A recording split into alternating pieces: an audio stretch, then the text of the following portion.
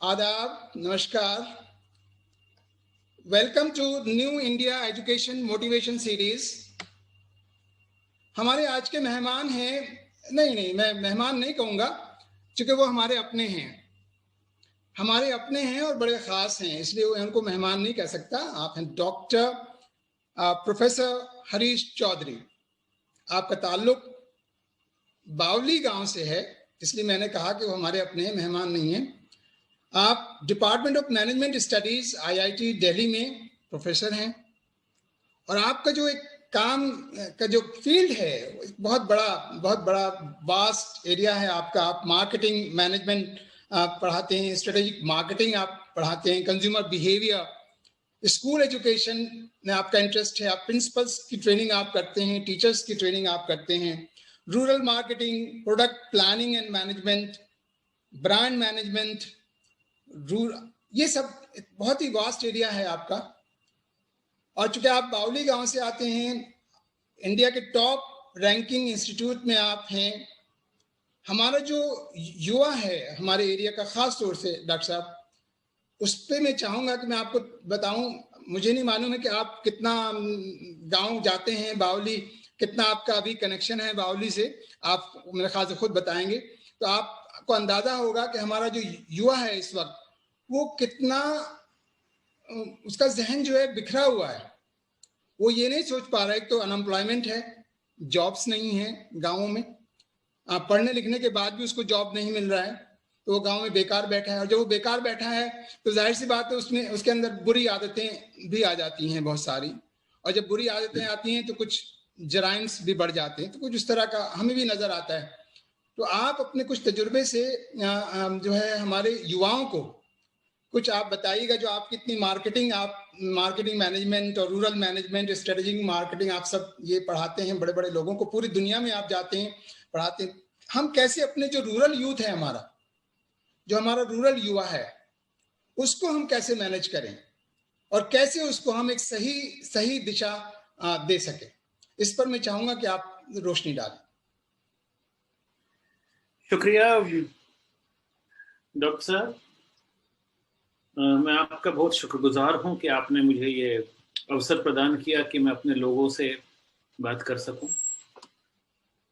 और जैसा डॉक्टर अहमद ने कहा, मेरे पिताजी बावली से चले, वहीं उनकी शिक्षा हुई। बड़ौत के इंटर कॉलेज से उन्होंने 12वीं की और मेरठ कॉलेज से ग्रेजुएशन, पोस्ट ग्रेजुएशन, LLB। सन 1952 में वहाँ से वो पास आउट हुए और 8 साल नौकरी करने के बाद उन्होंने नौकरी छोड़ दी और मुजफ्फरनगर में एक वकील के रूप में खुद को आधारित किया। हम 3 भाई हैं। मैं थोड़ा सा अपने विषय में बताना चाहूँगा। जी बिल्कुल। और अब हम लोग रिटायरमेंट के आसपास पहुंच गए हैं। ईश्वर की इच्छा थी, मेरे पिताजी पिछले वर्ष नवंबर में स्वर्गवासी हो गए। जी। 91 की एज थी उनकी, 91 की एज। और हम तो खैर ज़रूर हमने प्रयास किए। हम तीनों भाई मुजफ्फरनगर में थे, अपनी अपनी जगह से छोड़कर, उनके साथ लगभग 1-1.5 महीना अंत में। पर उनकी इच्छा यही थी और बार बार मुझे कहते रहे कि बेटा हमें जाने दो, रोको मत। तो मैं समझता हूँ अपना कार्य पूरा कर गए। मुजफ्फरनगर में बार एसोसिएशन के प्रेसिडेंट बने जी।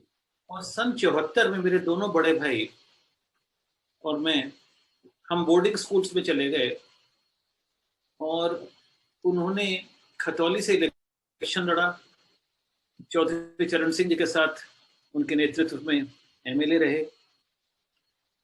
सन 75 में जब इमरजेंसी लगी तब मेरा दाखिला IIT कानपुर में हो गया। अच्छा। और मेरे बड़े भाई को एयरफोर्स में कमीशन मिल गई, वो एज पायलट ऑफिसर एयरफोर्स में नियुक्त हो गए।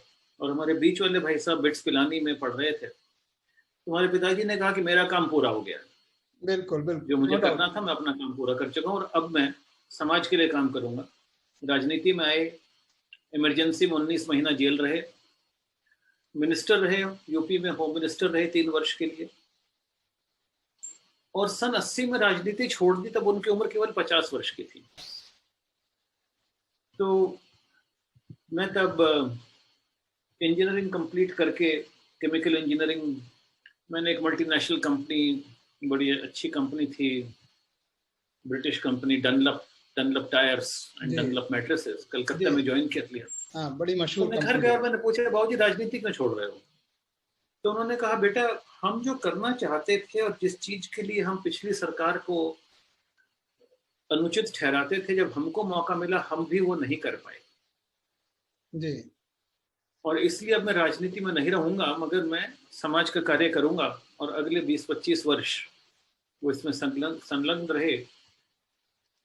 तो अगले 25 वर्ष, सन 19 से 2005 तक वो वकालत करते रहे, मगर कभी किसी से फीस नहीं ली। केवल हम अच्छा, वो केसेस लेंगे जिन लोगों को आवश्यकता है, और जो लोग किसी कारण से उनको कचहरी आना पड़ गया है, कोई अच्छी बात नहीं है। वो हमेशा कहते थे कि कोर्ट कचहरी से बचना चाहिए, मगर किसी को अगर आना ही पड़ गया है, और अक्सर किसान लोग, गांव के लोग जो आते थे, जिनके पास पैसे की कमी थी और किसी कारण फंस गए, उनके वो फ्री में मुकदमे करते थे, जी क्योंकि उन्होंने कहा कि मुझे तो पैसे की आवश्यकता है नहीं। मैं आज जो भी हूं, और मेरे भाई आज जो भी हैं, हम अपने पिताजी और माताजी की वजह से हैं। मेरी माताजी एलम से थी, जी, और मेरे नाना जी इलाहाबाद हाई कोर्ट में जस्टिस रहे। एक समय था वो, तो हम जब लखनऊ में थे, पिताजी मिनिस्टर थे और हमारे नाना जी जस्टिस थे Allahabad high court Lucknow bench में, पास पास घर में रहते थे। तो एक दिन मेरे से पूछते कि बेटा तुम कुछ सेकंड हैंड कार कहीं से दिलवा सकते हो क्या? मैंने कहा नाना जी क्या हो गया? कहते मैं साइकिल से जब जाता हूँ कचहरी as justice of the high court, और मेरा जो पीए है वो गाड़ी में आता है, तो वो मुझे कुछ ऐसे देखता है कि हम कुछ गलत कर रहे हैं। अच्छा, तो मगर अंत तक वो कभी गाड़ी नहीं खरीद पाए, जी जी, मगर नाम कमाया बहुत। और उसके बाद सुप्रीम कोर्ट में वकालत की कुछ समय उन्होंने। हमारा वो परिवार बहुत आगे बढ़ गया। मेरे 2 मामा जी, एक एयरफोर्स में कर्नल रिटायर हुए, और दूसरे इंडियन फॉरेन सर्विसेज में एम्बेसडर की पोस्ट से रिटायर हुए। मैं केवल ये कहना चाह रहा हूँ कि हमारे पिताजी ने, हमारे नाना जी ने हमको समझाया और बताया जी कि जिंदगी में पैसे की आवश्यकता होती है, पैसे की कमी तंग करती है, मगर अधिक पैसा अधिक तंग करता है। बेशक बेशक। पर्याप्त होना चाहिए, जी अपना काम चल जाए। और जैसा मैंने स्कूल में पढ़ा था, एक दोहे में, शायद रहीम का दोहा था, मुझे उसके एग्जैक्ट शब्द याद नहीं है, कि ईश्वर मुझे इतना दीजिए कि मुझे भी खाने को मिल जाए और मेरे यहाँ से कोई मेहमान भूखा ना जाए। भूखा ना जाए, बहुत बढ़िया।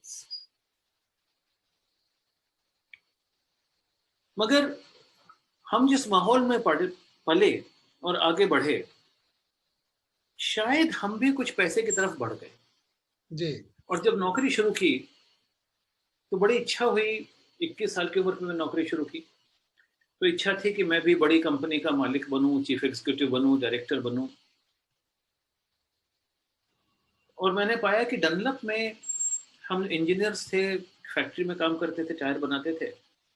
जो मैनेजमेंट के लोग हैं उनको ज़्यादा तनख्वाह मिलती थी, मार्केटिंग वालों को। तो मैंने जी, जाकर अपने जनरल मैनेजर से पूछा कि सर ये लोग तो कोई इतना अच्छा काम करते नहीं, इनको इतनी ज़्यादा तनख्वाह क्यों मिलती है? तो उनका because they've done an MBA.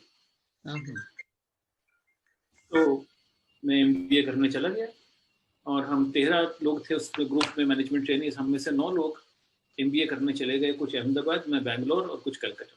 3 he IIMs होते थे, और आईएम बैंगलोर से मैंने एमबीए किया। उसके बाद मैंने कंपनी ज्वाइन की, Hindustan Lever, highest salary paying company in the country at that point of time. अच्छा, नाउ कॉल्ड यूनिलीवर, तब HLL कहलाती थी, जी बम्बई। और मुझे पढ़ने का शौक था, जी और 4 साल में मुझे लगा कि मेरा पढ़ना जो है बहुत कम हो गया है। तो जब मुझे एक मौका मिला तो join as lecturer at IIT Delhi, मैं इमीडिएटली दिल्ली आ गया और मैंने IIT ज्वाइन किया। तो मेरा जो ये 10-12 साल का, अगर मैं कहूँ, अनुभव रहा, कलकत्ता, बैंगलोर, बॉम्बे, दिल्ली, शायद मैंने काफ़ी कुछ इंडिया कवर कर लिया। जी यहाँ आकर PhD की, और PhD के बाद कोर्सेज पढ़ाने शुरू किए। पहला कोर्स मैंने कंप्यूटर साइंस में पढ़ाया, केमिकल इंजीनियरिंग में पढ़ाया, और फिर मैं मैनेजमेंट की ओर रुझाव आ गया। यहाँ भी कुछ तनख्वाह कम मिलती थी उस समय, जी और अब तो बहुत ज़्यादा हो गई। भारत सरकार में बहुत ज़्यादा तनख्वाह दे रहा है, और मैं तो कहता हूँ कि बार बार पता नहीं क्यों इतने हमको पैसे दे रहे हैं, इतनी तो आवश्यकता नहीं है। टू बी एग्जैक्ट, सन 1988 में मुझे प्राइवेट सेक्टर में 8,000 रुपये तनख्वाह मिल रही थी महीने की, और IIT मैंने ज्वाइन किया 4,000 पर। अच्छा अच्छा, जस्ट 50% लेस। क्योंकि मैं शिक्षा मानना चाहता था, जी 50% पर मैंने ज्वाइन किया। But I think that was your passion, that was your passion. It was my passion also, and at the same time doctor साहब, 5 साल मैंने मेहनत से पढ़ाया, कोर्सेज समझे, अपना मटेरियल तैयार किया, and by the grace of God मैं एक अच्छा टीचर साबित हुआ। मुझे बेस्ट टीचर अवार्ड मिला। उसके बाद मैंने कंसल्टेंसी, ट्रेनिंग प्रोग्राम्स सब आरंभ कर दिए, और मेरी इनकम काफी बढ़ गई। जी अगर मुझे लगने लगा कि IIT के बच्चों को शायद हमारी आवश्यकता नहीं है, वो जो ज्वाइंट एंट्रेंस एग्जाम पास करके आते हैं, टीचर्स, नॉन टीचर्स, वो खुद पढ़ लेते हैं और पढ़ लेंगे। और बहुत सी सीख जो है हॉस्टल्स में होती है, लेक्चर रूम के बाहर। तो मुझे लगा कि हम कर क्या रहे हैं। अगर I was consulting for many companies, Coca Cola, Hindustan computers, Hewlett Packard, बड़ी बड़ी कंपनीज में मेरा ये परामर्श के रूप में।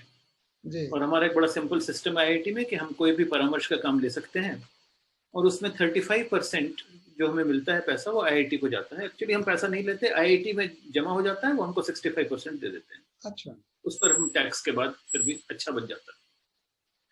तो मुझे लगा कि मैं कर क्या रहा हूँ, और मुझे एक बड़ी ग्लानि सी होने लगी कि अगर मेरी क्षमता से कोका कोला की बिक्री बढ़ गई और पेप्सी की कम हो गई तो क्या फर्क पड़ता है। जी अगर मेरे काम से वीडियोकॉन ज्यादा बिक गया और सोनी टेलीविजन कम बिक गया, तो डज इट मैटर?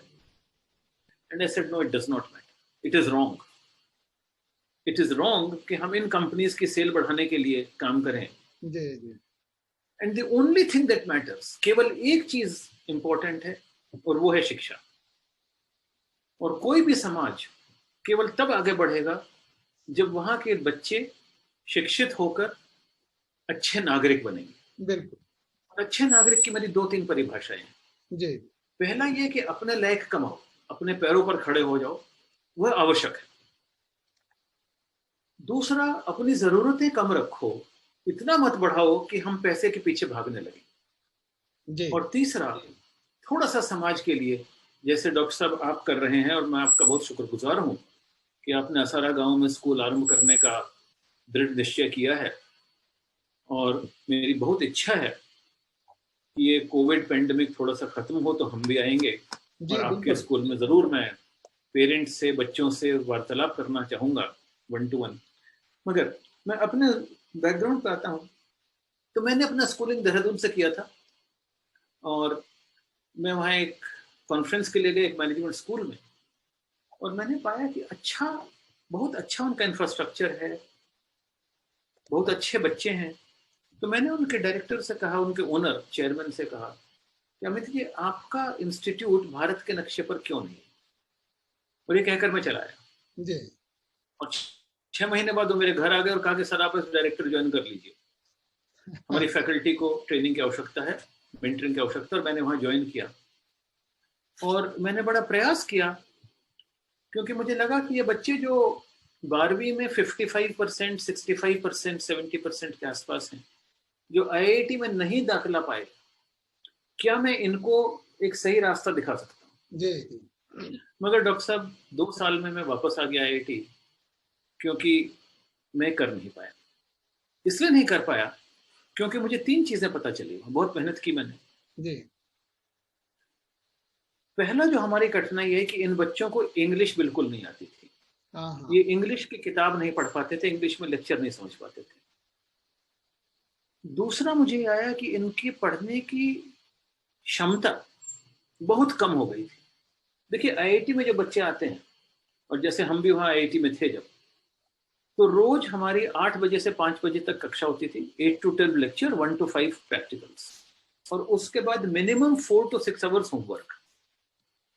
तो जब हम इंडस्ट्री में गए तो 14 घंटे रोज करने की तो हमारी कैपेसिटी थी काम करने की, और इंडस्ट्री कहती थी 8 घंटे 9 घंटे, तो हमको फर्क ही नहीं पड़ता था। मैं तो कई बार डनलप में नाइट शिफ्ट में रुक जाता था। जी जी जी बिल्कुल। मगर ये जो बच्चे मुझे मिले, अगर हम इनको रोज 2 घंटे का होमवर्क देते थे तो 2 घंटा भी काम नहीं कर पाते। और तीसरा, प्राइवेट इंस्टीट्यूट था, इनको कहीं ये एहसास हुआ कि हम इतनी फीस पे कर रहे हैं, नौकरी दिलवाना तो समाज इंस्टीट्यूट का काम है। हाँ हाँ। मैंने बड़ी कोशिश की, और मुझे एक बात समझ आई कि हमारी कमजोरी जो है वो हायर एजुकेशन में नहीं, वो स्कूल सिस्टम में है। करेक्ट। और इसलिए पिछले 10-12 साल से मैं केवल स्कूल सिस्टम्स में काम करता हूँ, जी। और मेरा प्रयास ये रहा है कि हमारे स्कूल आगे बढ़े, हमारे बच्चे जो हैं अच्छी शिक्षा स्कूल में पाएं। वो आधार जब तक नहीं बनेगा तब तक हायर एजुकेशन नहीं बन पाएगी। नहीं डॉक्टर साहब, ये मैं आपने बात शुक्रगुजार बहुत हूँ। अच्छी कही कि जो आधार है वो स्कूल शिक्षा से है, यानी जो फाउंडेशन है, नींव नींव की जो ईंट होती है वो अगर मजबूत होगी तो इमारत भी उतनी मजबूत होगी। बहुत ठीक। और इसी संदर्भ में मैं जब कुवैत गया और कुवैत में इंडियन स्कूल से मिला, और डॉक्टर जी साहब आपसे मेरा संपर्क हुआ वहाँ लगभग 10 साल पहले, तो मुझे ये एहसास हुआ कि ये समस्या हमारे केवल भारत की नहीं है, ये समस्या पूरे विश्व की है। और पिछले 12 साल से मैं स्कूल्स में जा रहा हूँ, America, Australia, London, Nigeria, Dubai, Singapore, Hong Kong. मैंने दुनिया भर के विश्व के स्कूल्स देखे, और एक चीज मुझे समझ आई, जहां हमारा स्कूल का सिस्टम स्ट्रांग है वहां समाज आगे बढ़ गया है, जी वहां की इकोनॉमी बढ़ गई। जी। और सबसे अच्छा उदाहरण तो मुझे मिला अमेरिका में, कि वहां जमीन के रेट, मकान का भाव स्कूल से निर्धारित होता है। अच्छा। मुझे नहीं मालूम था। जी जी। तो जब मैं कैलिफोर्निया गया और मेरे अपने साथियों से मिला, मेरे आईआईटी कानपुर के आधे साथी 50%, 50 से थोड़े से ज्यादा, 204 में से 114 अमेरिका में है। अच्छा। तो मैं उनसे मिला, उनके घर ठहरा। मैंने पूछा, यार तुम्हारा घर तो बड़ा साधारण सा है मगर महंगा बहुत है, वो वाला उधर घर जो सस्ता है। कहते हैं यहाँ स्कूल बहुत अच्छा है। ये क्या हुआ? तो उन्होंने मुझे बताया कि वहां पे सिस्टम ये है कि कोई भी स्कूल उसके विद इन 8 किलोमीटर्स के बच्चों को ही लेगा, अच्छा। उससे दूर के बच्चों को नहीं लेगा। इसको विसिनिटी स्कूल्स बोलते हैं। और अगर स्कूल अच्छा है तो लोग वहां अपने बच्चे को डालने के लिए उस एरिया में, उस कॉलोनी में, उस गांव में शिफ्ट कर जाते हैं, और वहां के रेट बढ़ जाते हैं। बढ़ जाते हैं। जी जी। तो इट वॉज सो क्लियर। अगर आप अमेरिका की ज्योग्राफी उठाकर देखें और कहें कि भाई ये कहाँ महंगा है कहाँ सस्ता है, तो आपको पता चलेगा जो महंगे इलाके वहाँ के स्कूल अच्छे हैं। एक्चुअली स्कूल से वहाँ का महंगाई तय हो रही है, क्योंकि वहाँ आसपास फिर लोग ज्यादा कमाते हैं। जी जी जी बिल्कुल। तो ये तो मेरा जर्नी रहा, और अब मैं रिटायरमेंट के नजदीक हूँ, मेरे लगभग 4 साल बचे हैं। जी और मेरा विश्वास है कि 4 साल रिटायरमेंट के बचे हैं, और उसके बाद शायद 10 साल एक्टिव कार्य के बचे हैं। और मैं केवल स्कूल्स के साथ काम करूंगा। मैं उस जी। पर लिख रहा हूँ, मैं उसके लिए मटेरियल बना रहा हूँ, और अपनी पुस्तकें मैं तैयार करूंगा, कर रहा हूँ। मगर मैं शिक्षा पर आता हूँ, जो मैंने समझा जी इस 30-35 साल के जर्नी में, जो मुझे समझ आया। हमारा शिक्षा का सिस्टम प्राइमरी स्कूलिंग से आरंभ होता है, और जो हमारी न्यू एजुकेशन पॉलिसी भी आई है, बहुत डिबेट्स हुई आईआईटी में भी। जी। और कस्तूरी रंगन जी चेयरमैन रहे एनईपी के, उन्होंने कई सेशंस लिए, उनके साथ बहुत विचार विमर्श हुआ आईआईटी में जब न्यू एजुकेशन पॉलिसी तैयार हो रही थी। तो उसमें एक अहम भूमिका मानी गई है ECE, early childhood care and education. जी और ये माना गया है कि बच्चे का अधिक विकास 3 से 8 वर्ष की उम्र तक होता है, जो हमारा मन का, ब्रेन का विकास है, और उस पर जोर दिया जाए। मगर मैं इसको संक्षिप्त रूप में समझता हूँ कि हमारे स्कूल अगर कक्षा 2 तक, लगभग 7 साल की उम्र तक बच्चे के जहन में बिठा दें कि स्कूल आना चाहिए और स्कूल में उसको आनंद आने लगे, जी, अच्छा लगने लगे, तो we are on the right path.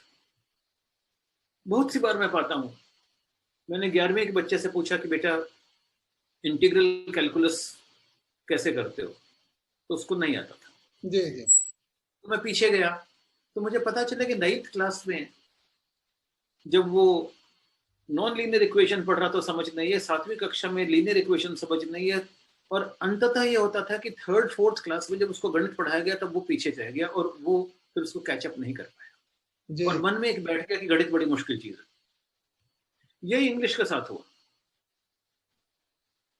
अगर हम कक्षा 2 तक बच्चे के जहन में बिठा दें कि स्कूल बड़ी अच्छी चीज है। मैं फिनलैंड जाता हूँ, हर साल फिनलैंड जाता हूँ। फिनलैंड विश्व का सबसे अच्छा स्कूलिंग सिस्टम माना गया है जी, जी, बिल्कुल। और वहाँ बच्चों को 2 साल तक केवल वो खेलने देते हैं और थोड़ी थोड़ी इनपुट्स, बिल्कुल आसान तरीके से। केवल उनका प्रयास ये कि बच्चा जो खुश रहे। खुश रहे, तो बिल्कुल। मैंने उनसे पूछा, तो मैंने उनके प्रिंसिपल से पूछा कि अच्छा स्कूल क्या होता है, व्हाट इज गुड स्कूल? तो बड़ा मुस्कुरा कर बोली, हैप्पी प्लेस। हैप्पी। बस केवल इतना, हैप्पी प्लेस जहां बच्चे खुश हों। जी, जी, बिल्कुल। सेकेंड स्टेज में मानता हूं 5वीं कक्षा तक। अगर 5वीं कक्षा तक बच्चा इस स्थिति तक पहुंच जाए कि लाइब्रेरी जाकर अपनी किताब खुद ढूंढ ले, या इंटरनेट पे वो अपने काम की चीज डाउनलोड कर ले, जी, सही प्रश्न पूछना शुरू कर दे, we are done. That's true. मैं इसमें बहुत इंटरेस्टेड नहीं हूँ कि उसने कितनी नॉलेज आई और कितना उसको गणित समझ आया और कितनी उसने अंग्रेजी सीखी। मैं केवल ये चाहता हूँ कि वो अपनी किताब ढूंढ ले और किताब पढ़ने की आदत डाले, जी, जी, छोटी छोटी किताब। जी, और कक्षा 8 तक बच्चा अगर ये समझ जाए कि प्रश्न कैसे पूछते हैं, if he becomes independent thinker, if he starts questioning, जी, इफ ही स्टार्ट्स क्वेश्चनिंग कि हमारे समाज में क्या हो रहा है, हमारे नेचर में, प्रकृति में क्या हो रहा है, आम अच्छा कैसे उगता है और क्या खेत में क्या होना चाहिए, अगर वो प्रश्न पूछना शुरू कर दे, our work of education is done. हमारे यहाँ और इसका उसके उल्टा बाद होता है जिसको डॉक्टर हम, साहब, टीचर जो है वो अवॉइड करता है कि बच्चे उससे क्वेश्चन ना करें। जी क्लासरूम में यूजुअली ये होता है कि अगर कोई बच्चा क्वेश्चन करता है तो टीचर फौरन उसको जो है बिठा देता है, उसको एनकरेज नहीं करता क्वेश्चन पूछने को। जी, और मैं चाहता हूं कि टीचर्स जो हैं सोल्यूशन ना दें, समाधान ना दें, जी, केवल प्रश्न दें। बिल्कुल। देखिए हमारा जो वैदिक सिस्टम है, जो गुरुकुल सिस्टम, उसमें गुरु जो है सवाल का उत्तर नहीं देते थे, सवाल पूछते थे जी, और पूछकर छोड़ देते थे। अब तुम इस पर सोचो। तो अनीस साहब, मैंने गीता भी पढ़ी और कुरान भी पढ़ी, जी, और दोनों में मुझे बहुत सी सिमिलैरिटीज भी मिली। जी, जी, मगर मैं थोड़ी सी गीता की बात करता हूँ। जी, जी, बिल्कुल। एक हमारे टीचर ने हमको बताया कि गीता कैसे लिखी गई, महाभारत कैसे लिखा गया, और उसके पीछे एक छोटी सी कहानी, मैं 2 मिनट का समय लूंगा इस पर। प्लीज, बहुत प्लीज। अच्छी कहानी। जी, जी, मेरे टीचर ने मुझे बताया, इंद्रदेव को ज्ञात हुआ कि मुनि वेद व्यास ने महाकाव्य की कल्पना कर ली है, और उन्होंने उन्हें राज दरबार में, देवों के राज दरबार में आमंत्रित किया और उनसे आग्रह किया कि गुरुवर, हमें ज्ञात हुआ है कि आपने महाकाव्य कल्पना कर ली है और इसकी समाज को बहुत आवश्यकता है, आप कृपया इसकी रचना करें। तो मुनिवर ने कहा कि मेरे पास अभी समय का अभाव है, मैं नहीं कर पाऊंगा। हम्म, और इंद्रदेव ने सबसे सक्षम हिंदू देवता गणेश जी को यह कार्य दिया कि आप लिखिए, आप इनकी हेल्प कीजिए। दोनों बैठ गए। दूसरा जो संदर्भ है वो थोड़ा सा लाइट हार्टेड है। जी, तो मुनिवर ने गणेश जी से कहा कि देखिए, मेरे पास समय का बहुत अभाव है। सॉरी, गणेश जी ने कहा कि मेरे पास समय का बहुत अभाव है, आप उच्चारण कीजिए, मैं लिखता जाऊंगा, रुकिएगा नहीं। अच्छा, और मुनिवर ने कहा कि मगर आप ऐसा कुछ नहीं लिखेंगे जो आप समझेंगे नहीं।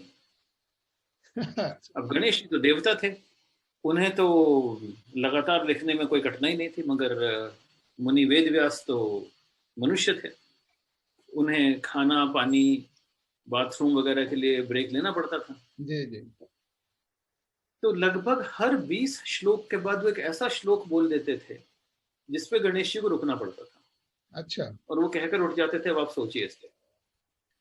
तो मुझे लगा कि ये शायद कहानी है, मगर मैं कोयम्बटूर में एक स्वामी दयानंद सरस्वती हुआ करते थे, गुजर गए 2 साल पहले, एक आश्रम चलाते हैं, मैं उनके साथ रहा 2 हफ्ते, और उन्होंने वो जो श्लोक दिखाए और मार्क किए, और अपनी गीता जो उन्होंने स्वयं रचना की उसका एक टीका मुझे दिया, उसका ट्रांसलेशन। जी। And it's true, approximately every 20 to 25th verse is a difficult verse, उसको ब्लू वर्स बोलते हैं। जी जी। तो अगर हम 8वीं कक्षा तक बच्चे को ये कह दें कि बेटा तुम सब सुनो, मगर वो नहीं करोगे जो तुम समझोगे नहीं, please keep asking till you are clear. जी जी बिल्कुल।